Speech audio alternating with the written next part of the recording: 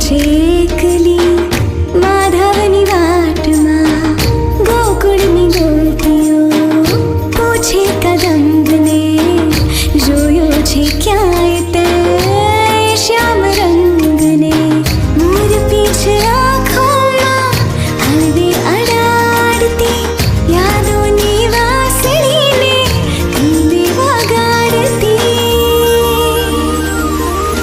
कृष्ण तने शोधे तारी राधा तू क्या छे कहीने माधा तारी जोगड़ थईने फरती आ राधा कृष्ण तने शोधे तारी राधा एक बार मળી जा कान्हा नहीं चाले तारा कोई बहाना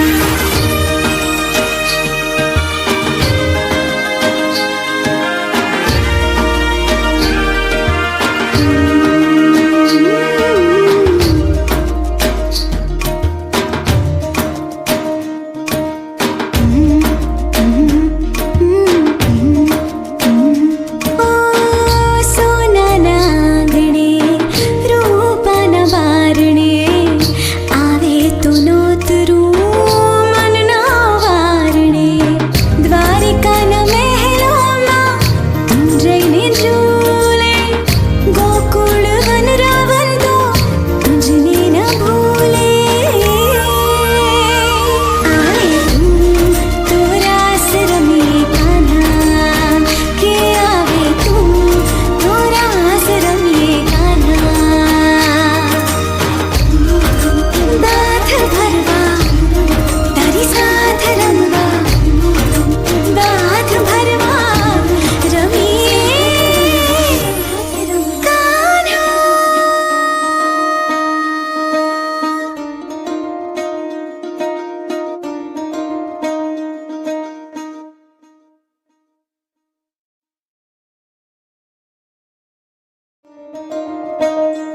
आवे तू तो रास रमे कान्हा आवे तू तो रास रमे कान्हा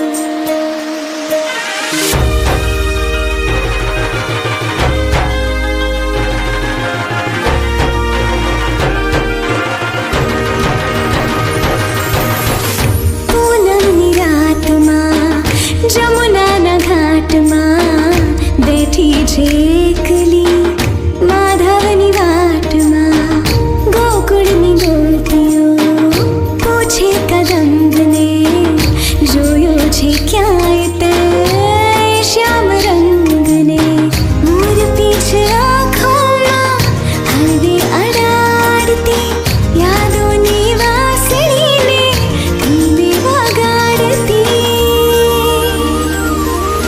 कृष्ण तने शोधे तारी राधा तू क्या छे कहीने माधा तारी जोगड़ थईने फरती आ राधा कृष्ण तने शोधे तारी राधा एक बार मળી जा कान्हा नहीं चाले तारा कोई बहाना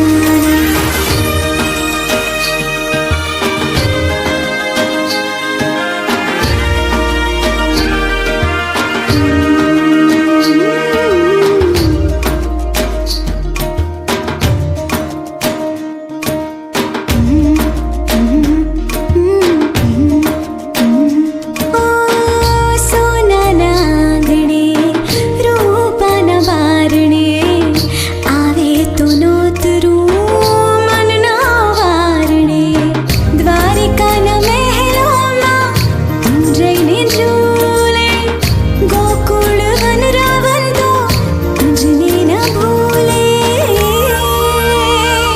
आए तू तो रास रमे कान्हा के आवे तू तो रास रमे कान्हा दाथ भरवा तारी साथ रमवा दाथ भरवा रमिए कान्हा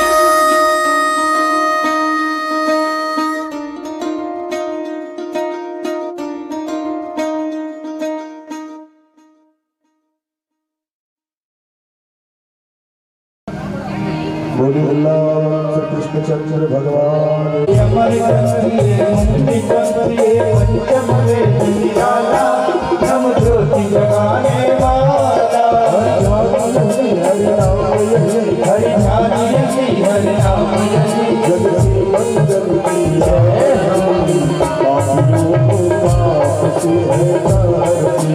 भागवत भगवान की है आरती पापियों को पाप से है चारो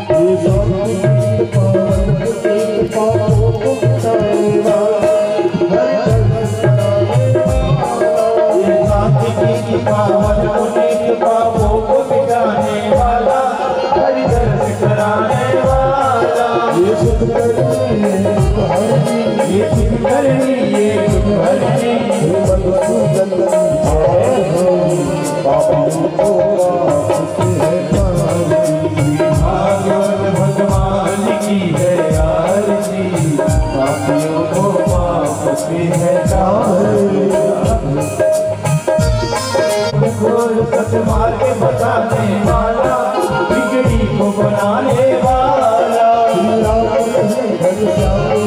श्री राम यही घनश्याम यही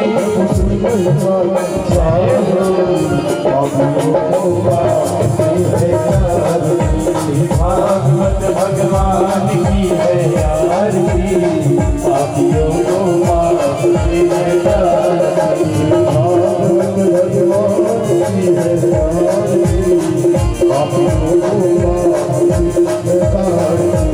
भागवत भगवान की है आरती पापियों को माफ की है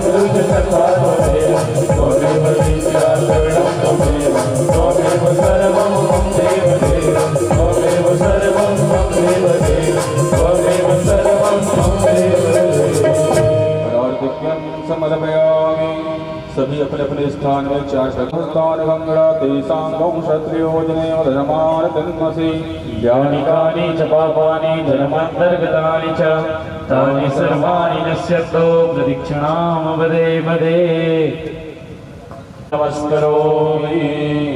बोले गणेश भगवान की जय, गौरी मैया की जय, श्रीमद् भागवत महापुराण की जय, वृंदावन बिहारी लाल की।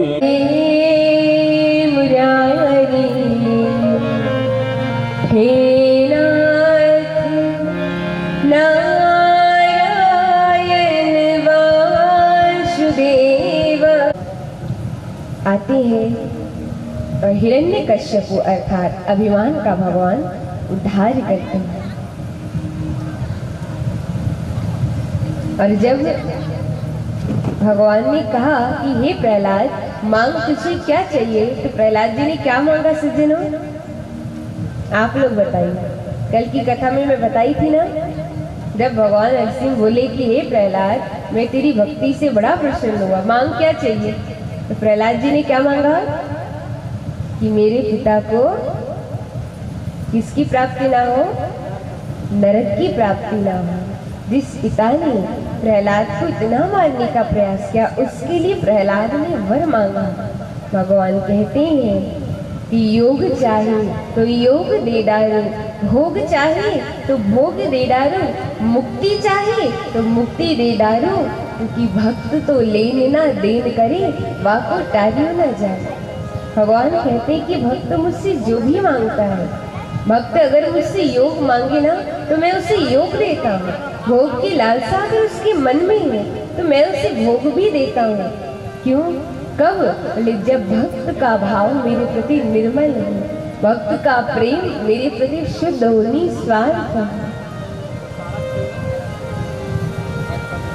और आज प्रहलाद जी का प्रेम निस्वार्थ था, इनकी भक्ति निस्वार्थ थी, इसलिए भगवान आए। तो जब छोटे से प्रहलाद जी भगवान को प्राप्त कर सकते हैं तो हम क्यों नहीं प्राप्त कर सकते। तो जैसा कि मैंने कल कहा था, हम सोच रहे हैं भक्ति भक्ति करना हम बच्चों का काम थोड़ी, ये तो बूढ़े लोगों का काम है। भक्ति बचपन पे नहीं करके 55 पर छोड़ देते हैं।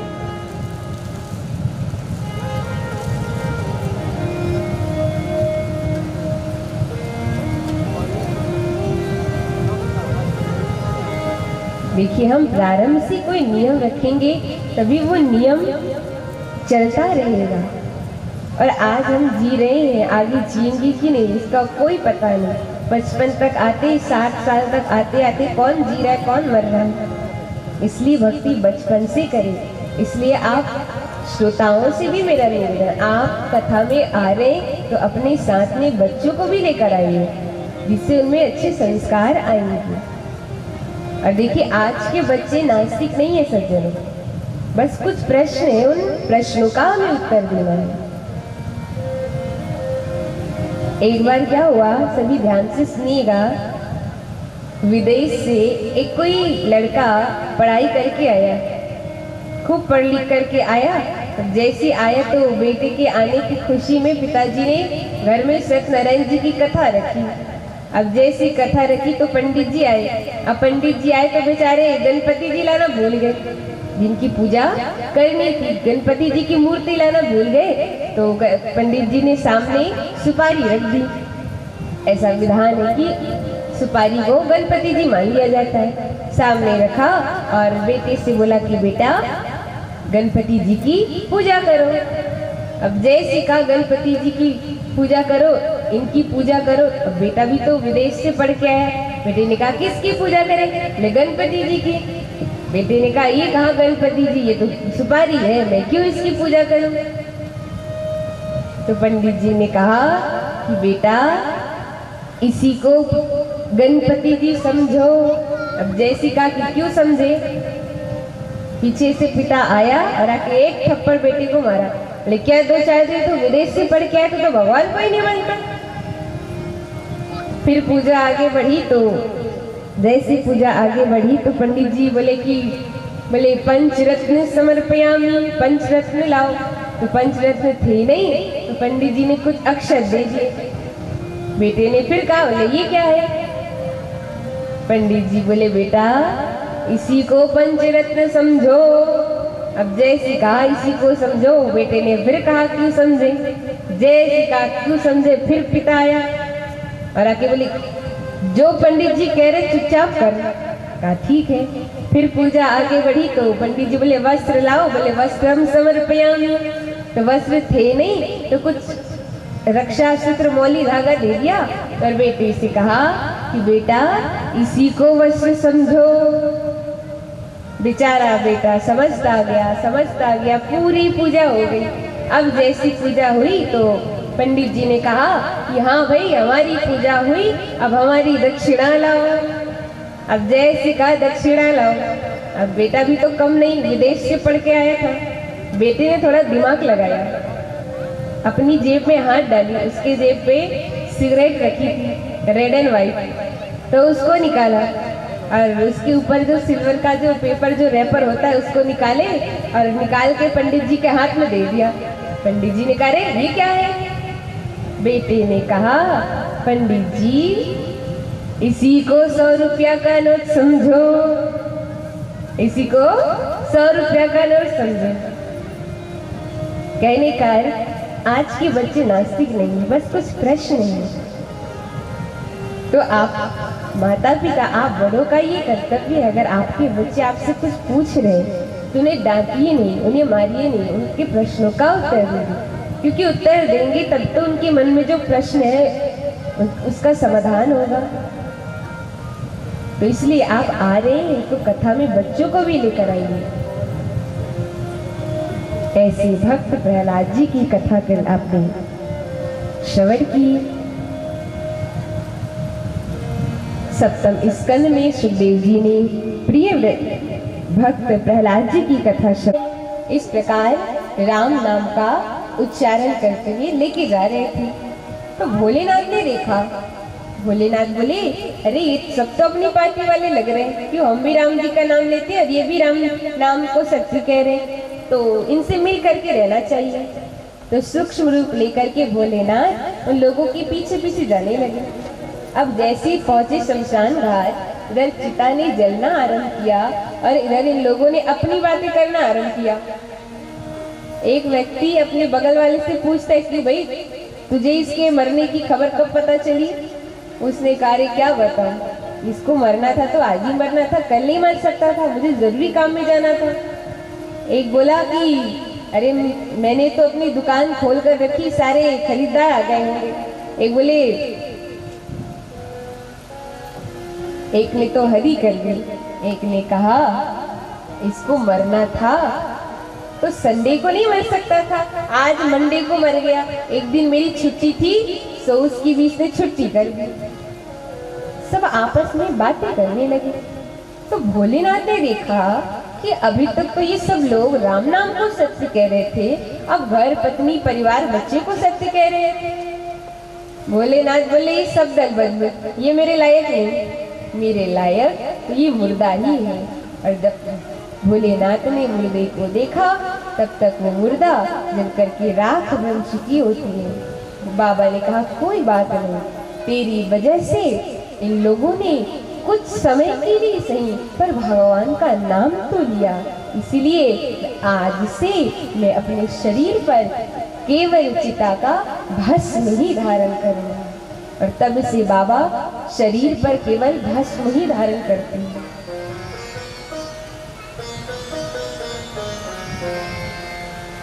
तो इस प्रकार मैया सब में कोई ना कोई कमी निकालते हुए नारायण प्रभु को देखती है। हमारे प्रभु दूर एक कोने पे बैठे थे। मैया देखती कितने सुंदर है, मैं तो इन्हीं को वरमाला पहनाऊंगी। और वरमाला लेके जा रही है तो मन में सोच रही है तो ये बहुत सुंदर, पर इनमें भी एक कमी है। क्या?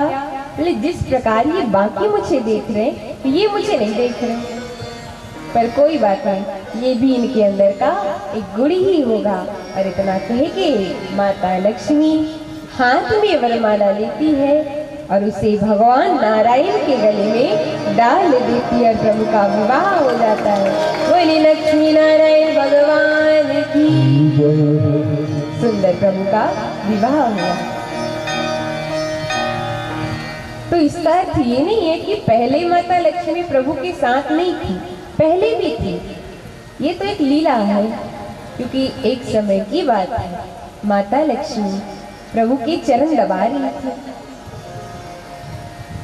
तो मैया ने कहा, हे प्रभु, ये जो संसार के लोग हैं, विवाह को चाहे कितना भी वर्ष बीत जाए, हर वर्ष ये सालगिरह मनाते हैं, हमें भी सालगिरह मनानी है।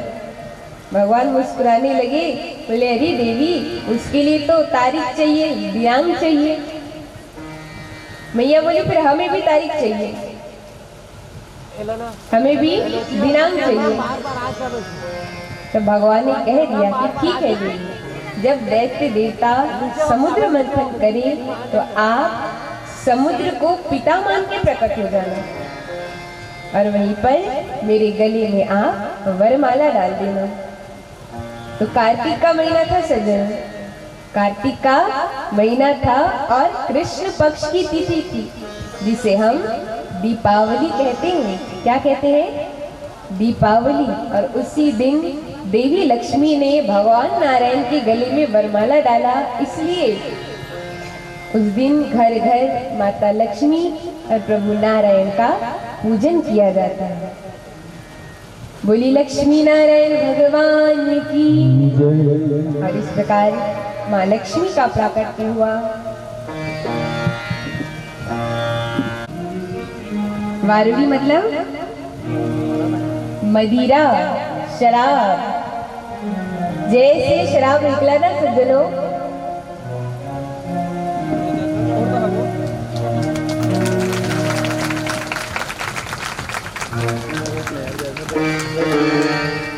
सामने जानता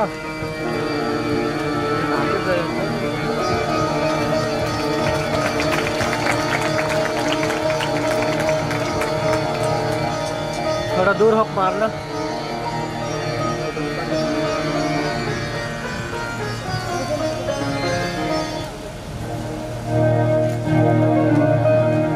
श्री राम जय राम जय जय राम श्री राम जय राम जय जय श्री राम जय राम कैमरा काबू मत कर।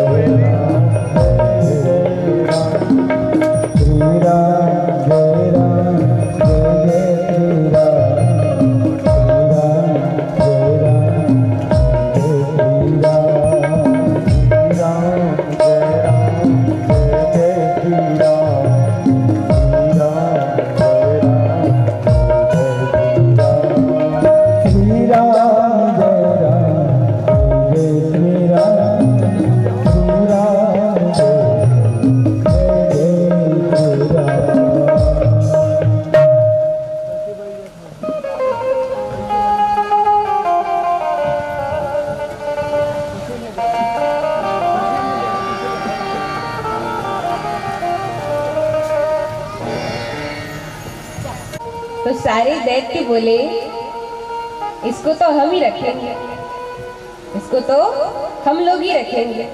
अब जैसी का हम लोग रखेंगे तो देवताओं ने क्या कहा जानते हो सज्जन? देवताओं ने कहा कि रख लो तुम्हारी मतलब का, रख लो तुम्हारी मतलब का। मतलब शराब कौन पीता है?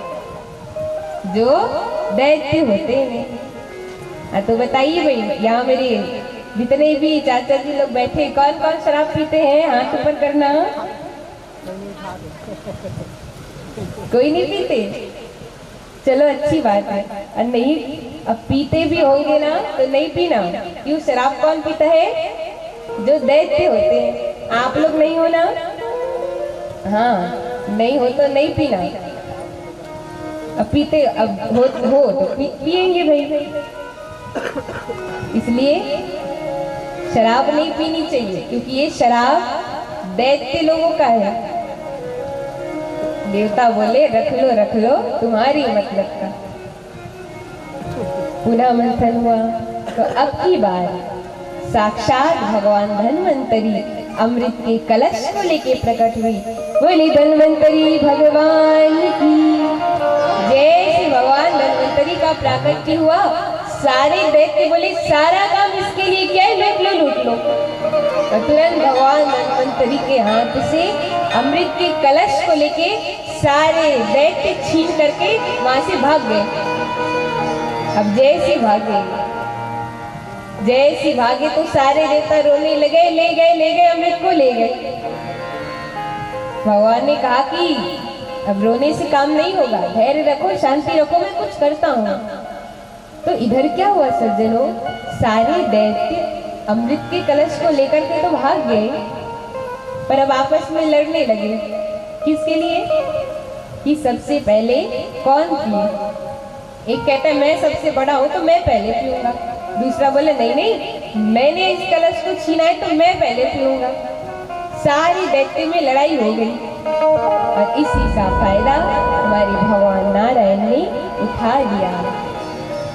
आज प्रभु ने क्या किया?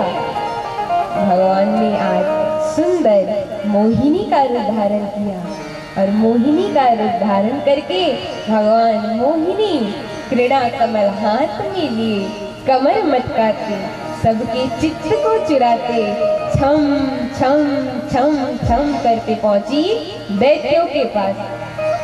जैसे दैत्यों के पास पहुंची, जैसे दैत्यों ने मोहिनी भगवान को देखा, सारे दैत्य अमृत पीना भूल गए और मोहिनी भगवान को टकटकी लगा के देखने लगे। अरे राम राम, ऐसी विश्व सुंदरी तो हमने आज तक नहीं देखा। सारे दैत्य जो है भागे भागे गए मोहिनी भगवान के पास, जाके बोले अरे सुंदरी आप कहाँ जा रही हो? अरे देवी आपका परिचय हम जान सकती हैं, जान सकते हैं? तो मोहिनी भगवान बोले अच्छा मेरी जन्मपत्री पूछने वाले पहले तुम कौन हो ये तो बताओ। दैत्य बोले देवी हम कश्यप ऋषि के पुत्र हैं। देवी हमने ना अमृत निकाला है। देखिए द्वितीय दिवस की कथा में मैं बताई थी कि कश्यप ऋषि की 13 पत्नियां, जिसमें सबसे बड़ी का नाम है, मुख्य है 2 पत्नियां, दीति और अदिति। तो जो दीति है यह दैत्यों की माँ और जो अदिति है यह देवताओं की माँ। तो आज सारे दैत्य बोले देवी हम कश्यप ऋषि के पुत्र हैं, तो हमने अमृत निकाला है। तो देवी आप ना बिल्कुल अच्छे समय पे आई हो। देवी हमने अमृत तो निकाल लिया पर आपस में अब झगड़ा कर रहे हैं कि कौन पहले पिए। तो हे देवी आप अपनी सुंदर सुंदर हाथ से हमें ये अमृत पिला दीजिए।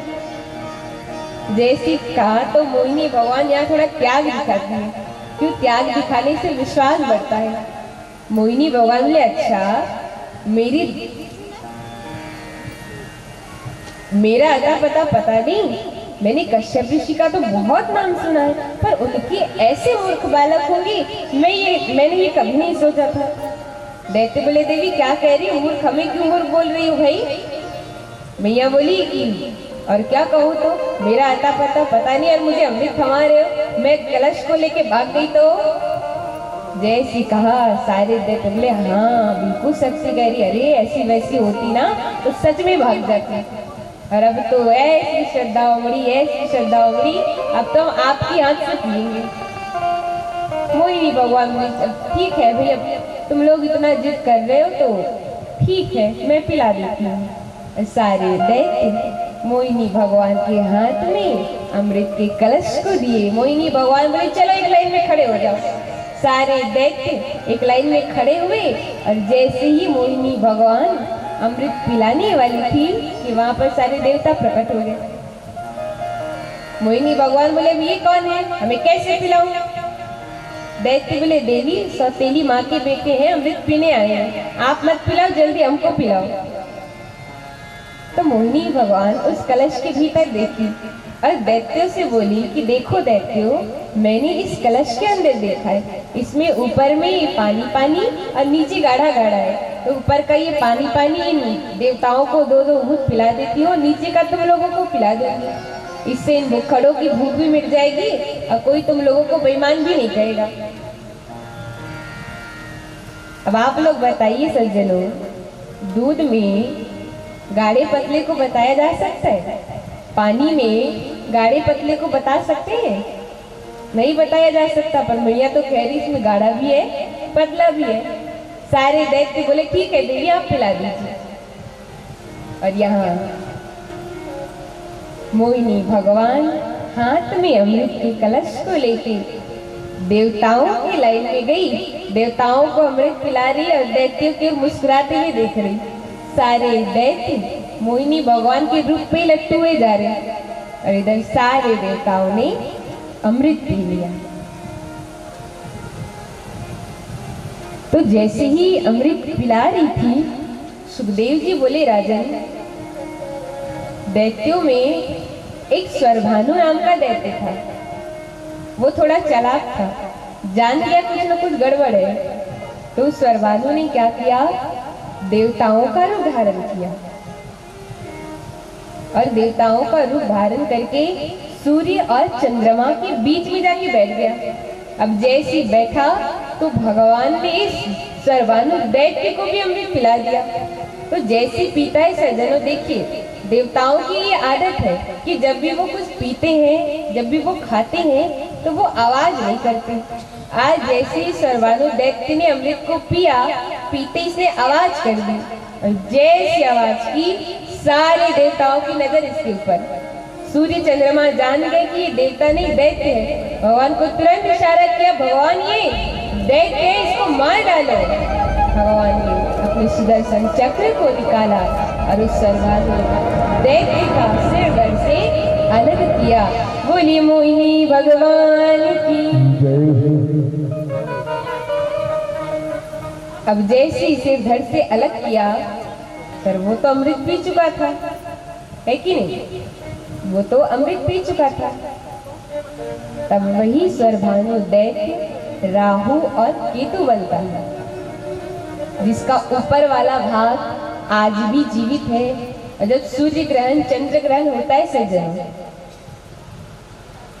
तो जो राहु है वो सूर्य चंद्रमा से बदला, पर निगल तो लिया तो रखे कहाँ, पेट तो है नहीं, तो वो फिर वापस आ जाता है। और संत कहते हैं कि जो नीचे वाला जो गला वाला भाग है सज्जनों, तो गले वाले भाग से 2 रक्त की बूंदें इस पृथ्वी पर गिरी थी। तो एक रक्त की बूंद से प्याज के पौधे का जन्म हुआ और एक रक्त की बूंद से लहसुन के पौधे का जन्म हुआ। इसलिए प्याज और लहसुन, चूंकि ये एक दैत्य के शरीर के रक्त से इसका जन्म हुआ है, इसका प्राकट्य हुआ, इसलिए प्याज और लहसुन तामसी वृत्ति में आता है। हमें इसका सेवन नहीं करना चाहिए। आप और नहीं छोड़ सकते, कोई बात नहीं, लेकिन घर में कोई भी पूजा पाठ यज्ञ हवन आप कर रहे हैं तो लहसुन प्याज का उपयोग बिल्कुल ना करें, क्योंकि ये तामसी वृत्ति में आता है। लेकिन आयुर्वेद में इसे औषधि की तरह बताया गया है, क्योंकि भले ही इस प्याज और लहसुन का प्राकट्य दैत्य के शरीर से के रक्त से हुआ, पर था तो ये अमृत थी, इसलिए आयुर्वेद में इसको एक औषधि की तरह प्याज और लहसुन को बताया गया कि इसका सेवन करना चाहिए। तो इस प्रकार आज जैसे भगवान अपने असली रूप में आए, भयंकर देवासुर संग्राम होता है। देवता और असुरों के मध्य भयंकर युद्ध होता है। और ये युद्ध सज्जनों 1 वर्ष के लिए नहीं, 12 वर्ष तक दैत्य और देवताओं के मध्य युद्ध हुआ। 12 वर्ष तक दैत्य और देवता इस अमृत के कलश की छीना झपटी कर रहे हैं। तो संत कहते हैं कि जब दैत्य और देवता इस अमृत की छीना झपटी कर रहे थे, तो इस रक्त की 4 बूंदें इस पृथ्वी पर गिरी थी, जहां पर महाकुंभ मनाया जाता है। 4 स्थान कौन कौन से? पहला है उज्जैन। उज्जैन में अमृत की बूंदें गिरी थी, इसलिए यहाँ महाकुंभ मनाया जाता है। दूसरा स्थान है हरिद्वार। हरिद्वार में अमृत की बूंदें गिरी थी, इसलिए वहाँ भी महाकुंभ मनाया जाता है। तीसरा स्थान है प्रयाग और चौथा है नासिक। ये 4 स्थान में अमृत की बूंदें गिरने की वजह से यहाँ महाकुंभ मनाया जाता है। 12 वर्ष तक भयंकर युद्ध हुआ, पर यहाँ सारे देवता जो कि अमृत पान कर चुके हैं, सारे देवताओं ने दैत्यों को मार दिया और वहां से चले गए। तो यहाँ सज्जनों जो सुखदेव जी बोले कि इति दानवा दैत्या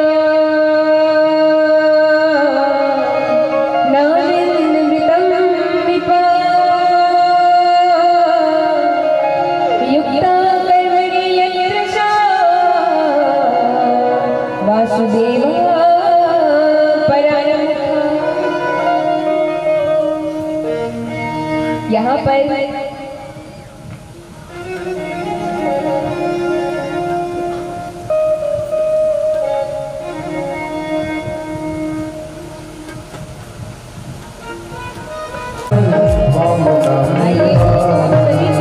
हमारे वामन भगवान को एक बार जोरदार ताली बजाकर स्वागत करिए।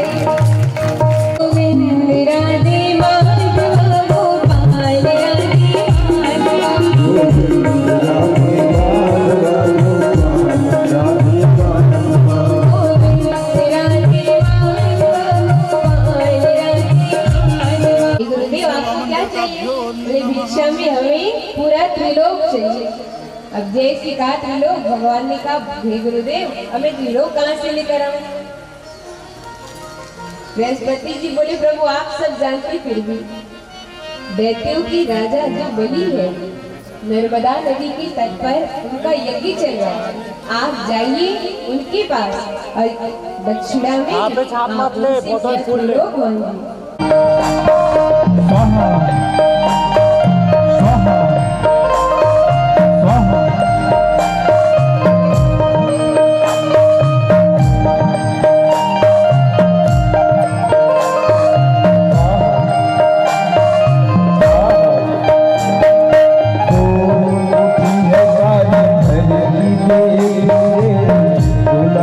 में प्यारा डोल उठी है सारी धरती रे तेरे डोला गगन है सारा डोल उठी है सारी धरती रे तेरे डोला गगन है सारा डोल उठी है सारी धरती रे तेरे डोला गगन है सारा की मांग आज लुटा दे सर्वस्व अपना मान कहना मेरा जाएगा कल में तेरा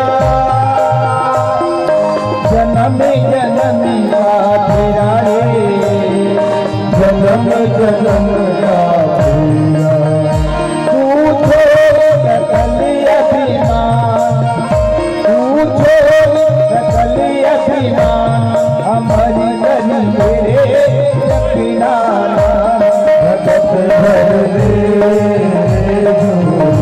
झोली भगत भर दे झोली तेरा होगा बड़ाए काम तेरा होगा बड़ाए तेरी भगवान भगत भजे झोली भगत भरे झोली भगत भरे झोली भगत भरे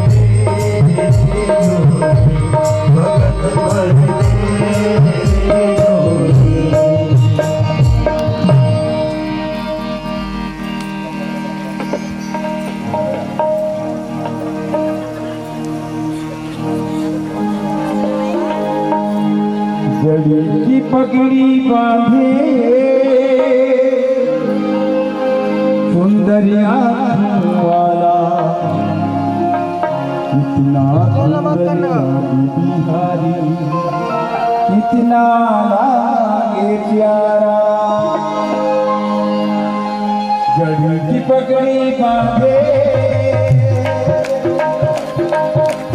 जड़ी की पगड़ी बांधे सुंदरिया वाला कितना सुंदर लागे बिहारी कितना लागे प्यारा कितना सुंदर लागे बिहारी जनता का पानी साथी है वाले वाला जनता का पानी साथी है वाले वाला कितना सुंदर लागे बिहारी कितना लागे प्यारा कितना सुंदर लागे बिहारी कितना लागे प्यारा पगड़ी बांधे कन्या वाला पगड़ी बांधे कन्या वाला कितना अंदर लागे बिहारी कितना लागे प्यारा कितना अंदर लागे बिहारी कितना लागे प्यारा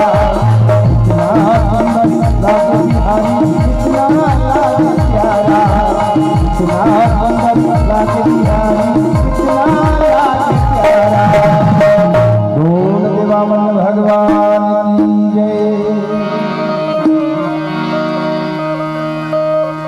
सुखदेव जी बोले स्वागतम ते नमस्तुभ्यं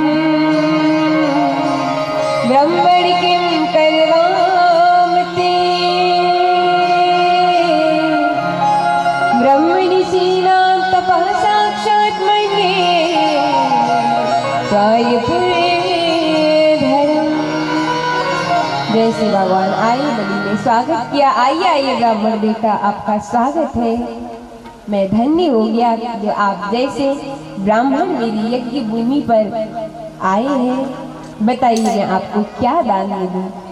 मैं आपके लिए बड़ा महल बनवा दूं, खूब सारी गैया दान कर दूं, जो बोलेंगे आपको मैं सब दूंगा। बताइए क्या चाहिए? अब जैसी बलि कहने लगे तो वामन भगवान नेत्र बंद करके माला जपने लगे। जवाब कुछ नहीं दिया, बस नेत्र जप बंद करके माला जपने लगे। अब जैसी माला जपने लगे तो कुछ बोल नहीं रहे। बलि गुरुदेव से बोले, हे गुरुदेव ये ब्राह्मण देवता कुछ बोलते क्यों नहीं है? शुक्राचार्य जी बोले, अरे बलि तू देख ला, और खोल के बोले कि आपका ही नाम बलि है? बलि बोले, हाँ महाराज, हम ही को लोग बलि कहते हैं। भगवान ने कहा, बलि तू बड़ा दानी है, तेरा पूरा परिवार, तेरे बाबा विरोचन, प्रहलाद सब बड़े दानी, और तू भी बड़ा दानी है। तो बलि ने कहा, महाराज बताइए ना, मैं आपको क्या दान में दूं? किसी चीज की कमी नहीं है मेरे पास, मैं त्रिलोकीनाथ हूँ, आप जो मांगेंगे मैं सब दूंगा, बताइए आपको क्या चाहिए। भगवान ने कहा कि देख बलि, हम संतोषी ब्राह्मण हैं, हम ना तो किसी से कुछ लेते हैं ना ही किसी को कुछ देते हैं, इसलिए तो देने की तो बात ही मत कर, मैं यहाँ कुछ लेने नहीं आया हूँ। बलि ने कहा, महाराज कैसी बात कर रहे हैं आप? आज तक मैंने अपनी भूमि में किसी को खाली हाथ नहीं भेजा, पर आप तो इतने सुंदर है, आपको मैं कैसे अकेले खाली हाथ भेज सकता हूँ? कुछ तो मांगिए, आपके लिए मैं बड़ा महल, आप महल कहोगे बड़ा महल बनवा दूंगा, गैया मांगोगे गैया दान कर दूंगा।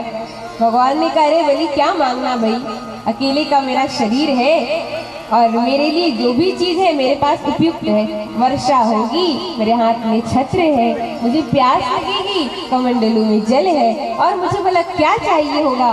कुछ नहीं चाहिए। बलि ने कहा, महाराज आप एक है ना, इसलिए आपको कुछ नहीं चाहिए, एक काम करिए, आप शादी कर लीजिए, शादी करेंगे तो 2 हो जाएंगे, और 2 हो गए फिर मैं आपको दान भी दे पाऊंगा। भगवान ने कहा, बलि कैसी बात कर रहा है, मुझे शादी वादी नहीं करनी भाई, आखिर में रोना ही पड़ता है। बलि ने कहा, महाराज कैसी बात कर रहे हैं आप, गृहस्थ जीवन तो सर्वश्रेष्ठ होता है, मेरी बात मानिए, विवाह कर लीजिए। भगवान ने कहा, ठीक है बलि, हम विवाह करेंगे। जैसे कहा बलि प्रसन्न हो गया। तो भगवान ने कहा, अच्छा बलि तू मेरी शादी तो बाद में करेगा, पहले मेरी बात बता। अब मैं शादी तो कर लूँगा, अब देवी जी आएंगी, अब देवी जी आएंगी तो ये एक छाता और ये एक छाता में 2 लोग कैसे रहेंगे, मेरी पत्नी कहाँ रहेंगी? बलि ने कहा, महाराज आप उसकी चिंता ना करो, मैं आपके लिए बड़ा महल बनवा दूंगा। अच्छा अब मेरी देवी जी आएंगी तो वो भोजन मांगेंगी, अब मैं उनको भोजन कहाँ से खिलाऊं? बोले, महाराज आप उसकी भी चिंता ना करो, मैं आपके लिए भंडारा खुलवा दूंगा। अच्छा भगवान ने कहा, तो अब देवी जी आएंगी तो बाल गोपाल होंगे कि नहीं? बोले, बिल्कुल होंगे। तो उनके लिए शिक्षा की व्यवस्था, बच्चे आएंगे तो पढ़े लिखे होने चाहिए कि नहीं, अनपढ़ बच्चे थोड़ी रहेंगे, तो मेरे बच्चे कहाँ पढ़ेंगे? भगवान बलि ने कहा, महाराज आप उसकी भी चिंता मत करो, हमारे पास है ना हिरण्यकश्यप दानव विश्वविद्यालय, सारे बच्चे आपके वहीं पढ़ेंगे। भगवान ने कहा, अच्छा बलि तो 4-5 होंगे कि नहीं? बलि ने कहा, महाराज अब 4-5 होंगे या 5-10 होंगे या मुझे क्या पता। भगवान ने करे, मैं उसकी बात नहीं कर रहा हूँ, 4-5 होंगे, उसमें एक आध तो मरेगा कि नहीं मरेगा? बोले, बिल्कुल मरेगा। तो उसके लिए रोने की व्यवस्था, अब बच्चा मरेगा तो कोई रोने वाला होना चाहिए कि नहीं? बलि ने कहा, महाराज अब मैं रोने वाला कहाँ से लाऊं भाई, आपका बच्चा है तो रोना भी तो आप ही को पड़ेगा, अब मैं रोने वाला कहाँ से लाऊं? तो भगवान ने कहा, बलि फिर मैं ऐसा काम ही क्यों करूं जिसमें मुझे रोना पड़े, मैं ऐसा काम ही क्यों करूं भाई जिसमें मुझे रोना पड़े, मुझे कोई शादी वादी नहीं करनी, मना कर दिया। जैसे ही मना किया बलि फिर उदास, महाराज ऐसा ना करिए, मुझे बिल्कुल अच्छा नहीं लगा, आज तक मैंने अपनी यज्ञ भूमि में किसी को खाली हाथ नहीं भेजा, कैसे आपको भेज सकता हूँ, कुछ तो मांगिए। अब भगवान सोच में पड़ गए, मैं क्या करूँ, ले लिया तो मेरा नियम बिगड़ेगा, नहीं लूंगा तो इसको तकलीफ होगी। कहा, ठीक है भैया मेरी इच्छा तो है नहीं मांगने की, अब तो इतना जिद कर रहा है तो चल ठीक है मैं मांग लेता हूँ। मन में सोचे कि देख बेटा अब तेरे से क्या मांगता हूँ, ऐसा मांगूंगा फिर देने के लिए बचने वाला नहीं तेरे पास। और सोच के भगवान ने कहा, तस्मात् ततो महीमिषद्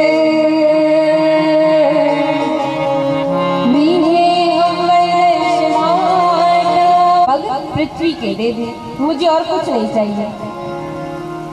बलि ने कहा, महाराज कैसी बात कर रहे हैं आप, ये 3 पग पृथ्वी ये भी कोई मांगने की चीज है, कोई बड़ा सा मांगिए। कहा, नहीं मुझे ये 3 पग भूमि ही चाहिए, और ये 3 पग मैं अपने पैरों से ही नापूंगा, किसी और के पैर से नहीं। अब जैसे ये कहा तो एक पल के लिए जो बलि है मन में सोचने लगा कि 3 पग का क्या करेंगे। पूछते महाराज आप ही 3 पग का क्या करोगे? भगवान ने करे कुछ और नहीं, जब लोगों के चौराहे पे बैठ के भजन गाता हूँ ना तो लोग मुझे भगा देते हैं, तो ये 3 पग पृथ्वी पर बैठ के कुछ और नहीं बस हरि का भजन करूँगा। बलि ने कहा अब ठीक है महाराज, मैंने तो सोचा था कुछ बड़ा देने का, पर आप तो ये इतना छोटी सी चीज मांग रहे। ठीक है आप नाप लीजिए। जैसे कहा नाप लीजिए। भगवान ने कहा बलि कैसी बात कर रहे तू, तुझे देना भी नहीं आता? जब ब्राह्मण को दिया जाता है तू तो बड़ा कह रहा है कि मैंने तो बहुत दिया, तो पता नहीं कि जब दिया जाता है तो पहले संकल्प किया जाता है, तो पहले संकल्प कर फिर पग नापेंगे। बलि ने कहा महाराज 3 पग का क्या संकल्प लो, आप नाप लीजिए ना, जहाँ नापोगे आपकी जगह। भगवान बोले नहीं, बिना पग के बिना संकल्प के मैं 3 पग तो क्या मैं 1 पग नहीं नापूंगा। तो जब संकल्प को लेके भगवान और बलि के बीच मन में सोचने लगे कि इतना छोटा सा बटुक बावन और संकल्प के लिए इतनी जोर दे रहा है, मुझे तो लगता है कि ये कोई और है, ये वामन नहीं हो सकता। तो नेत्र बंद करके गुरुदेव ने ध्यान लगाया और जैसे ध्यान लगाया जान गए ये साक्षात श्री हरि विष्णु हैं। और जैसी जाने शुक्राचार्य जी मन में सोचने लगे अब मुझे मेरे शिष्य को बचाना होगा, और बचाने के लिए बलि के हाथ को पकड़े और दूर लेके चले गए। जैसे दूर लेके गए तो बलि ने कहा कि ये गुरुदेव क्या बात है, आप मुझे यहाँ क्यों लेके आए? शुक्राचार्य जी बोले बलि ये जो तेरे घर पे आया है ना, तेरे द्वार पे यज्ञ भूमि पर भिक्षा मांगने के लिए, ये कोई वामन नहीं है, ये साक्षात श्री हरि विष्णु है। और तूने 3 पग देने का अगर संकल्प कर दिया तो ये 2 पग से ही पूरे त्रिलोक को नाप लेंगे, और तीसरा देने के लिए तेरे पास कुछ नहीं बचेगा, इसलिए जा मना कर दे, कह दे कि मेरे पास कुछ भी नहीं है। तो बलि ने कहा महाराज कैसी बात कर रहे हैं आप, ये इतना छोटा सा बटुक बावन ये नारायण कैसे हो सकता है? और आप मेरे गुरु हैं, आप ही कहते हैं कि झूठ बोलना पाप है, और आप इतना बड़ा पाप मुझसे करा रहे हैं, मैं क्यों झूठ बोलूं, मुझे पाप लगेगा। तो शुक्राचार्य जी ने कहा बलि 8 स्थान ऐसे हैं जहाँ अगर हम झूठ बोले तो वहाँ पाप नहीं लगता है। 8 स्थान कौन कौन से? स्त्री सुनर्भिविवाह मृत्यर्थे प्राण संकटे गो ब्राह्मणार्थे हिंसायां नान्यपंस्याजुगुप्सितम्। सज्जनों 8 स्थान ऐसे हैं जहाँ पहला स्थान अगर किसी की पत्नी रूठ चुकी है तो अपनी पत्नी को मनाने के लिए आप 2-4 झूठ बोल दे, पत्नी प्रसन्न हो जाए, आपकी जो लड़ाई हो रही है वो बच जाए, तो वहां आपको पाप नहीं लगेगा। दूसरा स्थान किसी कन्या की शादी नहीं हो रही है तो उस कन्या के विवाह को लगाने के लिए आप झूठ 2-4 झूठ बोल दिए, वहां आपको पाप नहीं लगेगा। तीसरा स्थान हंसी मजाक में अगर मुख से कुछ गलत निकल जाए तो वहां आपको पाप नहीं लगेगा। चौथा स्थान अगर किसी व्यक्ति का संपूर्ण धन नष्ट हो रहा है, आपकी एक झूठ बोलने पर अगर उसका जो धन जा रहा है अगर वो बच जाए, वहां आपको पाप नहीं लगेगा। 5वां स्थान किसी व्यक्ति के प्राण संकट में है, कोई मरने वाला है, आपके एक झूठ बोलने पर उसके प्राण बच रहा है, तो वहां आपको पाप नहीं लगेगा। 6ठा स्थान कहीं गौ माता की हत्या हो रही, तो विष्णु पुराण में वर्णन आता है कि जो शुक्राचार्य जी हैं मन में सोचे मुझे तो कुछ कर, ये बलि तो मान नहीं रहा, अब मुझे कुछ करना पड़ेगा, तो सूक्ष्म रूप लेकर उस कमंडलू की नली पे बैठ गए। ये विचार करके जब नली पे बैठूंगा जल निकलेगा नहीं, और जल निकलेगा नहीं तो संकल्प होगा नहीं, और संकल्प होगा नहीं तो मेरा चेहरा लुटेगा नहीं। जैसे नली पे बैठे वर्णन ये भी आता है कि भगवान ने अपनी कुशा के आसन से कुशा निकाली और उस कमंडलू की नली पे मारी। जैसी नली पे मारी गुरुदेव की एक आंख गोविंदाय नमो नमः। और उड़ते उड़ते शुक्राचार्य जी बोले कोई ले रहा है कोई दे रहा है, फालतू में हम ही अपने आप को गवा बैठे। और यहाँ बलि ने संकल्प आरंभ किया। जैसे संकल्प पूर्ण हुआ, बलि ने कहा प्रभु मैंने अपना संकल्प पूर्ण किया, अब आप पग नापिए। भगवान ने कहा मैं पग नापूंगा, पहले प्रणाम तो कर, मुझे प्रणाम नहीं करेगा। तो प्रणाम करने के लिए बलि नीचे झुके। तो शिवदेव जी बोले आज भगवान ने अपने शरीर को इतना फुलाया, इतना फुलाया, इतना फुलाया,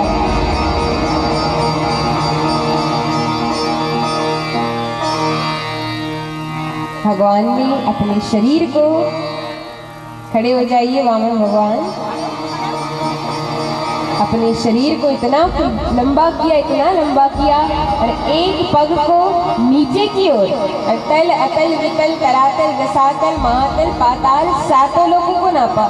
दूसरा पग ऊपर की ओर किया, अब भू भुव स्व तप मह जन सत सातों लोगों को नापकर वामन भगवान का दूसरा पग ब्रह्मलोक गया।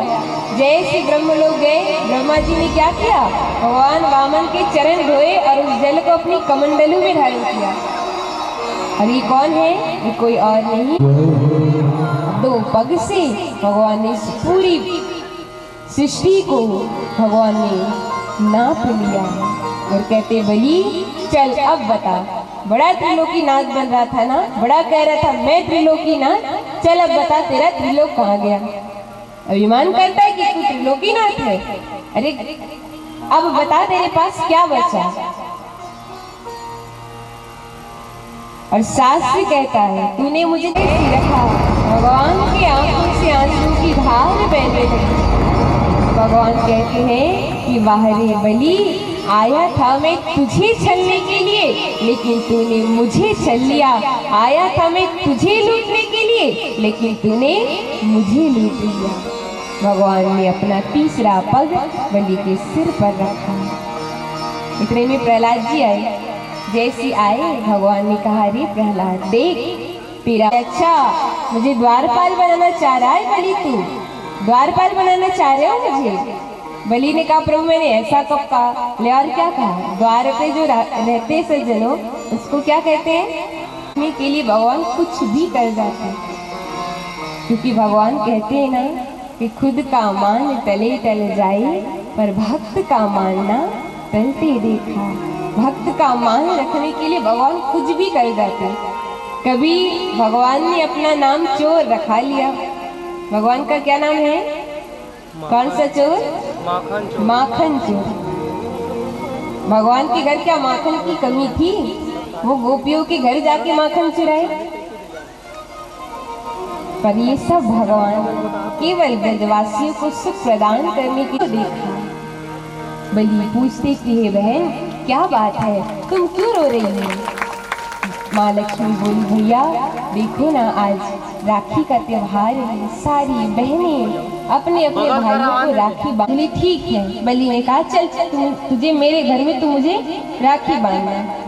और बलि माता लक्ष्मी को पाताल लोक लेकर आए। यहाँ द्वार पे हमारे द्वारपाल भगवान खड़े और यहाँ मैया बड़े प्रेम से बलि को राखी बांधने लगी। और क्या गा रही है माता लक्ष्मी, मेरे चंदा मेरे अनमोल रतन, तेरे बदले में जमाने की कोई चीज नहीं, तेरे बदले में जमाने की कोई चीज नहीं। अच्छा माताएं आप लोग बताइए, आप लोगों के भाई है में जमाने की कोई चीज नहीं, तेरे बदले में जमाने की कोई चीज नहीं। मेरे भैया मेरे चंदा मेरे अनमोल रतन, तेरे बदले में जमाने की कोई चीज नहीं, तेरे बदले में जमाने की कोई चीज नहीं। मेरे भैया मेरे चंदा मेरे अनमोल रतन, तेरे बदले में जमाने की कोई चीज नहीं, तेरे बदले में जमाने की कोई चीज नहीं।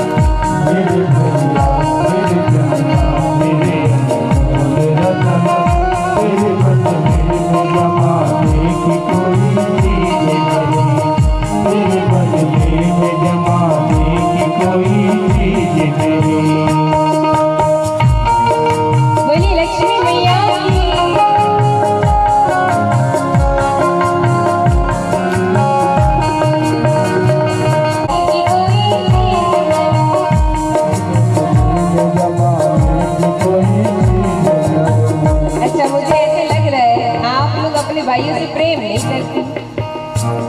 मेरे चंदा मेरे अनमोल रतन।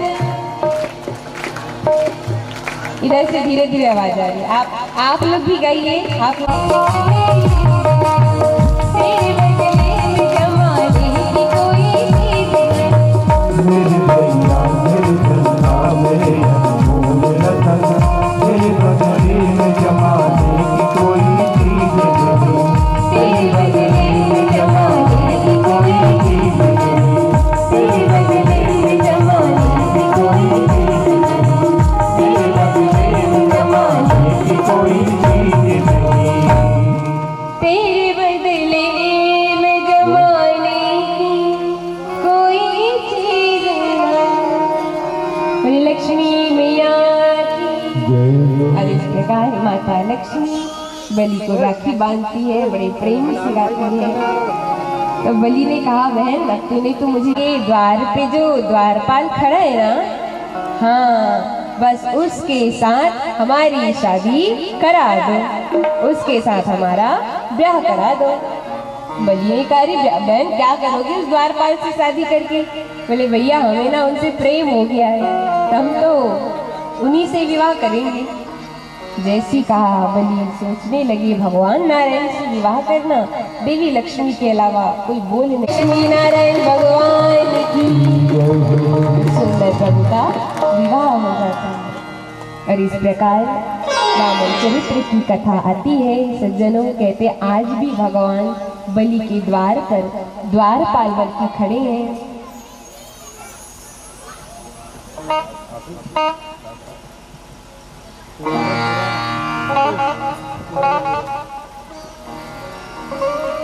पूरा मान लो।